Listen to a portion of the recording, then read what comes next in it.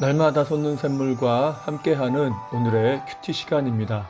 9월 28일 화요일 오늘의 말씀은 로마서 16장 6절에서 16절까지의 말씀입니다. 너희를 위하여 많이 수고한 마리아에게 문안하라. 내 친척이요 나와 함께 갇혔던 안드로니고와 유니아에게 문안하라. 그들은 사도들에게 존중이 여겨지고 또한 나보다 먼저 그리스도 안에 있는 자라. 또 주 안에서 내 사랑하는 암블리아에게 문안하라. 그리스도 안에서 우리의 동역자인 우르바노와 나의 사랑하는 스타구에게 문안하라.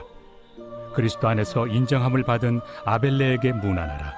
아리스토볼로의 권속에게 문안하라. 내 친척 헤로디온에게 문안하라. 나게소의 가족 중 주 안에 있는 자들에게 문안하라. 주 안에서 수고한 두루베나와 두루보사에게 문안하라. 주 안에서 많이 수고하고 사랑하는 버시에게 문안하라.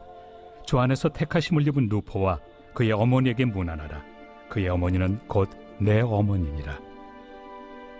아순그리도와 블레곤과 허메와 바드로바와 허마와 및 그들과 함께 있는 형제들에게 문안하라.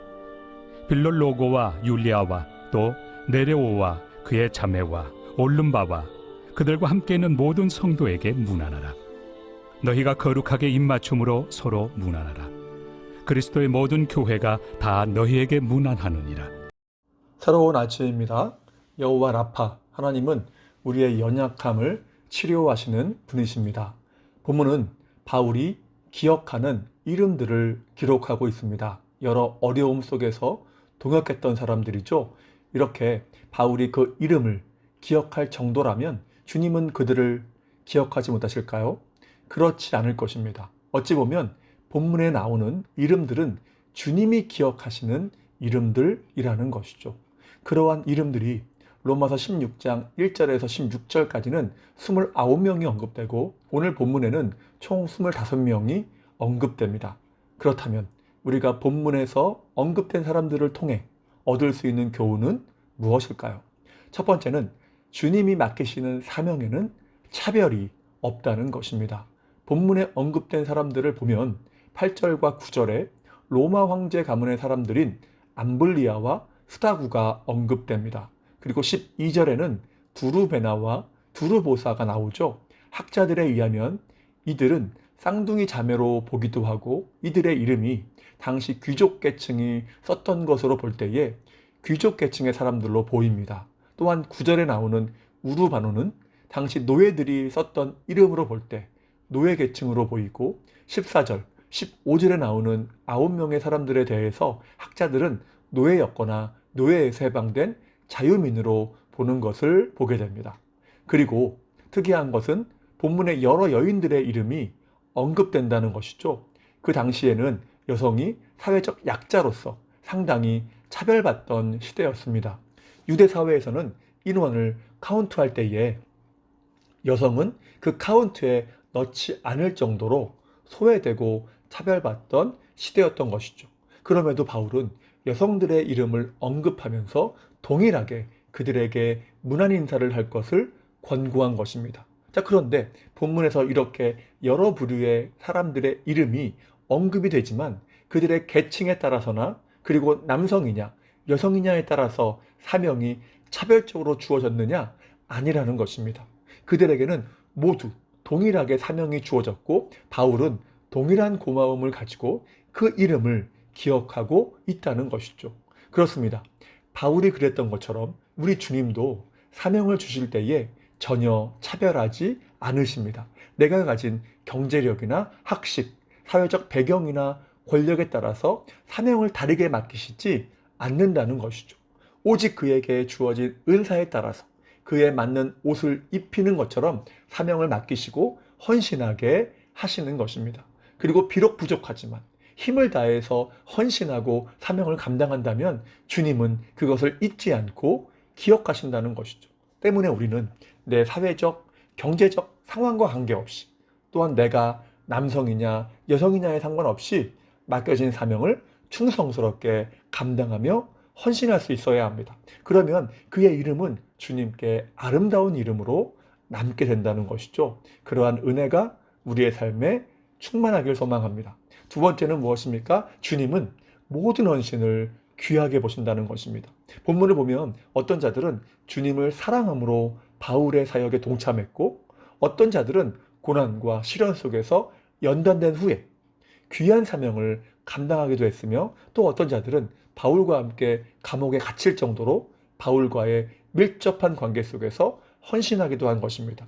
이렇게 여러 부류의 사람들이 각자 다른 모습으로 사명을 감당하며 헌신했지만, 바울에게는 이들의 이름이 모두 동일하게 귀한 동역자로 기억이 된 것입니다. 그렇습니다. 주님도 우리의 헌신 하나하나를 모두 귀하게 보십니다. 내가 어떠한 자리에서 어떻게 헌신을 하든지 주님은 귀하게 보신다는 것입니다.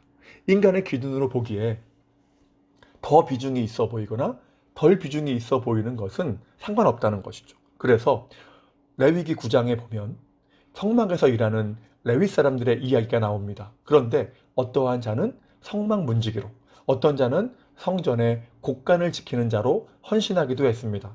그리고 어떠한 자는 향품을 만들기도 하고, 어떠한 자는 전병을 굽기도 하고 떡을 준비하기도 했던 것이죠. 이런 일들의 공통점이 무엇입니까? 별로 드러나지 않고 사람들이 별로 알아주지 않는 일이라는 것입니다. 그러나 그들의 이름을 누가 기억하고 계신 것입니까? 주님께서 기억하고 계시다는 것입니다. 때문에 우리는 주님이 어떠한 사명을 맡기셔도 기쁨과 감사함으로 감당하길 소망합니다. 왜입니까? 사람들은 알아주지 않아도 주님은 기억하시기 때문입니다. 여러분, 마태복음 25장에서 달란트 비유가 나오지만 거기에서 5달란트는 귀하고 1달란트는 안 귀할까요? 그렇지 않죠. 그것은 사람이 나눈 기준에 불과합니다. 주님은 5달란트나 1달란트나 동일하게 귀하게 보시는 것입니다. 1달란트가 결코 작은 양이 아니지 않습니까? 약 34kg이거든요. 그것을 누가 작다고 하겠습니까? 귀하지 않은 사명과 헌신은 없다는 것입니다. 옛말에 호랑이는 죽어서 가죽을 남기고 사람은 이름을 남긴다고 하죠. 그렇다면 우리는 주님께 아름다운 이름으로 남길 소망합니다. 그것은 사명을 맡기신 주님께 내가 맡은 그 자리에서 충성되이 헌신하는 것입니다. 그러면 주님은 그것이 어떠한 것이든 그 헌신 하나하나를 귀하게 보신다는 것이죠. 그러한 은혜의 삶 될 수 있기를 또한 간절하게 소망합니다. 자, 세 번째는 무엇입니까? 자, 그렇다면 우리의 헌신은 어떠해야 할까요? 그것은 주 안에서, 그리스도 안에서 하는 것입니다. 이는 주님의 능력을 의지하되 주님의 영광을 위해서 하는 헌신을 이야기합니다. 다시 말해서 믿음으로 하는 헌신인 것이죠. 성경은 믿음으로 하지 않는 모든 것이 헛되다고 합니다. 그러나 믿음으로 한 것이라면 주님이 그것은 어떠한 것이든 반드시 기억하신다는 것이죠. 그래서 본문에도 주 안에서 또는 그리스도 안에서라는 표현이 6번이나 등장하죠. 헌신의 이유와 목적이 분명해야 한다는 것입니다. 그것은 주님의 영광을 위한 것이어야 하고 또한 주님의 은혜와 도우심으로 감당해야 한다는 것이죠. 이것이 주 안에서 믿음으로 한 헌신을 이야기하는 것입니다. 바울도 디모데후서 4장 7절에서 자신의 삶을 되돌아보면서 이렇게 고백하죠. 나는 선한 싸움을 싸우고 달려갈 길을 마치고 믿음을 지켰다. 믿음을 지켰다고 하죠. 주님을 의지하는 가운데 주님의 영광을 위해서 사명을 감당했다는 것입니다. 믿음으로 했다는 것이죠. 때문에 자신의 모든 헌신이 헛되지 않다고 고백하는 것입니다. 자, 이제 말씀을 마무리합니다. 성경에는 데마와 가룟유다와 같이 아름답지 못한 이름으로 남은 사람들도 있습니다. 그러나 본문에 언급되는 이름들은 주님께 아름다운 이름으로 남은 것이죠.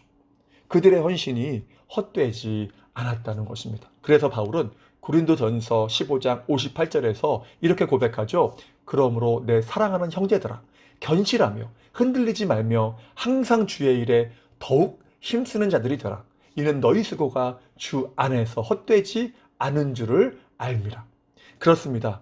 우리의 모든 수고와 헌신 역시 결코 헛되지 않을 것입니다. 본문에서 바울이 기억했듯이 주님은 그 모든 헌신 하나하나를 결코 잊지 않고 기억하신다는 것이죠. 그래서 우리는 사명을 감당하고 헌신하는 그 모든 삶이 쉽지 않을 때가 있지만 많지만 기쁘고 헌신하며 기쁘게 헌신하며 나아갈 수 있는 것입니다. 그러므로 어떠한 형태의 사명과 일이 우리에게 맡겨지든지 흔들리지 말고 힘쓰고 애써서 그리고 주님 안에서 그 사명을 잘 감당함으로 헌신함으로 주님께서 기억하시고 주님께 아름다운 이름으로 남는 복된 인생들 되시기를 주님의 이름으로 축복합니다. 자, 그러면 다 같이 주기도문 하시고 주신 말씀 붙잡고 간절하게 기도하며 나아가도록 하겠습니다.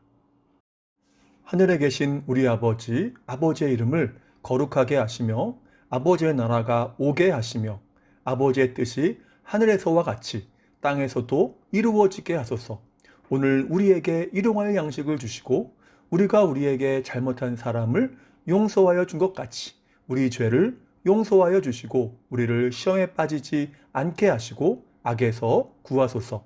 나라와 권능과 영광이 영원히 아버지의 것입니다. 아멘.